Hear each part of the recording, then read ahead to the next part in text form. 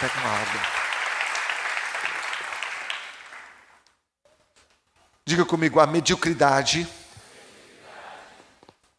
é uma pedra de tropeço para o agir de Deus. Pedra de tropeço é uma pedra fora do lugar. E quando Jesus usa essa expressão, nós vamos ver agora em Mateus capítulo 16, verso 21. E Pedro, chamando-o à parte, começou a reprová-lo, dizendo: tem compaixão de ti, Senhor. Isso de modo algum te acontecerá. Mas Jesus, voltando-se, disse a Pedro: arreda, Satanás, tu és para mim pedra de tropeço, porque não cogita das coisas de Deus, e sim das dos homens. Jesus está anunciando aos discípulos o que a própria palavra, desde os profetas, anunciava: que ele haveria de morrer. Fazia parte do propósito a cruz. Fazia parte do propósito morrer em Jerusalém. Pedro se posiciona e fala assim: Senhor, tem compaixão de ti. De modo algum isso te acontecerá. A proposta de Pedro para Jesus é: sobreviva, não morra. Querido, o plano de Deus para Jesus não era fazer de Jesus um sobrevivente, mas sempre foi torná-lo o nosso Salvador. O que Pedro está propondo para Jesus vem de um argumento maligno. Você sabe por que a mediocridade é perigosa? Porque nos incita a crer que apenas os seres abomináveis da terra é que podem estar associados a Satanás. O diabo te quer na mediocridade. O diabo te quer no comum. E Jesus veio e disse: eu vim para que vocês tenham vida e a tenham em abundância.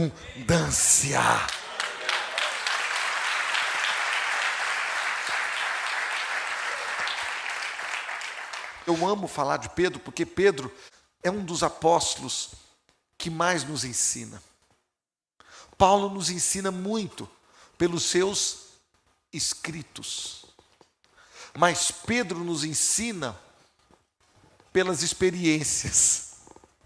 Pedro era um cabeção, igual eu. Tem algum Pedrão aqui? Eu acho que todos nós somos um pouquinho de Pedro. Vamos ler Atos capítulo 10, versículo de 1 a 4. Morava em Cesareia um homem de nome Cornélio, centurião da corte chamada italiana, piedoso e temente a Deus com toda a casa, e que fazia muitas esmolas ao povo, e de contínuo orava a Deus. Esse homem observou claramente durante uma visão, cerca da hora 9ª do dia, um anjo de Deus que se aproximou dele e lhe disse: Cornélio. Este, fixando nele os olhos, possuído de temor, perguntou: o que é, Senhor? E o anjo lhe disse: as tuas orações e as tuas esmolas subiram para a memória diante de Deus. No versículo 5, agora envia mensageiros a Jope e manda chamar a quem? Simão, que tem por sobrenome Pedro. Ele está hospedado na casa de Simão, curtidor, cuja residência está situada à beira-mar. Logo que se retirou o anjo que lhe falava, chamou 2 dos seus domésticos e um soldado piedoso dos que estavam ao seu serviço. Esse homem não era judeu, esse homem era centurião romano e também da corte chamada Itália. Mas esse homem, que não era judeu, era um gentil, ele buscava a Deus. De alguma maneira, Deus já estava trabalhando no coração desse homem. E esse homem era um homem generoso, caridoso. E a Bíblia diz que ele era temente a Deus e orava. E de repente, na oração de Cornélio, por volta da hora 9ª, surge um anjo que diz para ele enviar servos até Jope, onde estava Simão Pedro. E ele imediatamente manda 2 dos seus servos e um soldado, até a casa onde Pedro estava, em Jope. Quando eles estão chegando na casa, Pedro também tem uma visão. Atos capítulo 11, versículo 13. Então, Pedro viu o céu aberto e descendo um objeto como se fosse um grande lençol, o qual era baixado à terra pelas 4 pontas, contendo toda a sorte de quadrúpedes, répteis da terra e aves do céu. E ouviu-se uma voz que se dirigia a Pedro: levanta-te, Pedro, mata e come. Mas Pedro replicou: de modo nenhum, Senhor, porque jamais comi coisa alguma comum e imunda.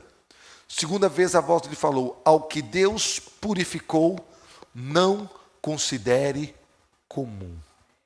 No dia imediato, Atos capítulo 10, versículo 24, ele entra em Cesareia. Cornélio estava esperando por eles, tendo reunido os seus parentes e amigos íntimos. No versículo 27, falando com ele, entrou encontrando muitos reunidos ali, a quem se dirigiu dizendo: vós bem sabeis, Pedro está falando, que é proibido a um judeu ajuntar-se ou mesmo aproximar-se de alguém de outra raça. Mas Deus me demonstrou que a nenhum homem considerasse comum ou imundo. Essas coisas Pedro começa a pregar para eles quando caiu o Espírito Santo sobre todos os que estavam reunidos. Que coisa! Por que Pedro quase se torna novamente uma pedra de tropeço para o agir de Deus na vida de Cornélio e em toda Cesareia? Sabe por quê? Porque ele estava preso na mediocridade. A nossa, a minha mediocridade nos impede de alcançar e perceber que existem coisas tremendas à nossa disposição. O que me chama a atenção é o cardápio que Deus coloca diante de Pedro. Ele coloca diante de Pedro um cardápio que Pedro não comia. E Deus fala para ele o quê? Mata e come. O medíocre não se afasta do cardápio da média. Bom, eu estava contando de manhã uma experiência que eu tive. Nós viajamos uma vez para um lugar e a comida era muito diferente. Quem é que gosta de arroz e feijão? Quem gosta mesmo? Arroz branquinho, soltinho, aquele feijão carioquinha leite, que acabou de ser afogado no alho e no sal. Quem gosta? Aí faz um tomatinho picadinho, pega um bifão, uma cebolinha e coloca uma farinha de mandioca do lado e uma pimentinha. Quem gosta disso? Nem todo mundo gosta. Quem gosta? É a nossa comida. E nós saímos. E eu comecei a ficar em sofrimento. Porque para onde eu ia, eu não achava o bendito do arroz. E não achava o bendito do feijão. Tudo enlatado. Mas eu fiquei feliz porque eu achei um feijão e eu vi a foto assim, ó, no rótulo. Falei, nossa, esse aqui vai só topar. Bacana. O feijão era doce. Caramba, o arroz era um papado. E o feijão... A Dani, que é isso? Quem coloca açúcar no feijão nesse mundo, meu Deus? E assim somos nós. Nós saímos do território, Deus nos leva para novos lugares, mas a gente quer comer o arroz e o feijão. Fala, está amarrado. Pedro estava acostumado com algo e Deus está falando, meu filho, não limite o meu cardápio ao que você está acostumado, não limite o meu cardápio ao que você está vivendo, ao território que você vive. Eu criei todas as coisas, experimente o que há de novo.